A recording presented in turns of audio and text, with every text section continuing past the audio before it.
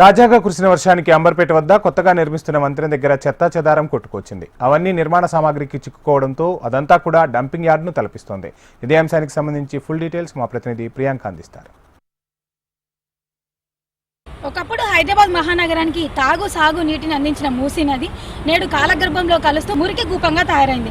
Present మనం అంబర్పేట దగ్గర కొత్తగా నిర్మిస్తున్న బ్రిడ్జ్ దగ్గర అయితే ఉన్నాము. ఇక్కడ చూసుకున్నట్లయితే కూడా తాజాగా కురిసిన వర్షానికైతే చెత్తా చెదారం, అలాగే ఇతర వ్యర్థాలు, ప్లాస్టిక్ బాటిళ్లు, ప్లాస్టిక్ సంచులు, దాంతోపాటు చిరిగిపోయిన బట్టలు, చెత్తా చెదారం, అలాగే భవన నిర్మాణ వ్యర్థాలు కూడా అన్నీ కొట్టుకొని వచ్చి ఈ ఇనుప కంచెలు అలాగే రాడ్ల మధ్యలో చిక్కుకుపోయితే మనకు కనిపిస్తున్నాయి.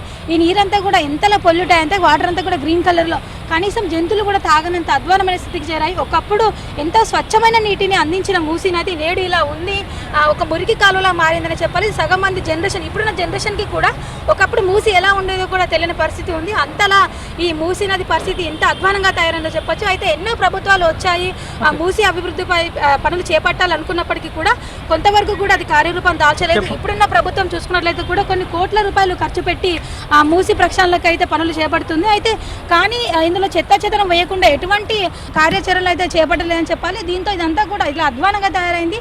ఇక్కడే కాదు, మూసి ఎంతవరకు ఉందో అంతవరకు కూడా ఇలానే ఉంది. కొంతవరకు కబ్జాలు చేసిన పరిస్థితి కూడా ఉంది.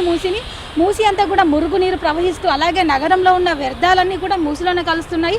డ్రైనేజీ వాటర్ కూడా, ఆఖరికి నాలాలో ఉన్న వాటర్ కూడా ఈ మూసిలోనే కలవడం వల్ల మూసి అంతా కూడా దుర్గంధం వెదజల్లుతూ వాటర్ అంతా కూడా మురికిగా మారిపోయి గ్రీన్ కలర్లో మనకు దర్శనమిస్తుంది. అంతేకాదు బురద, చెత్త చెదారం, ఇతర వ్యర్థాలు అంతా ఎంత దారుణంగా మూసి పొల్యూట్ అయిందో మనం అర్థం చేసుకోవచ్చు.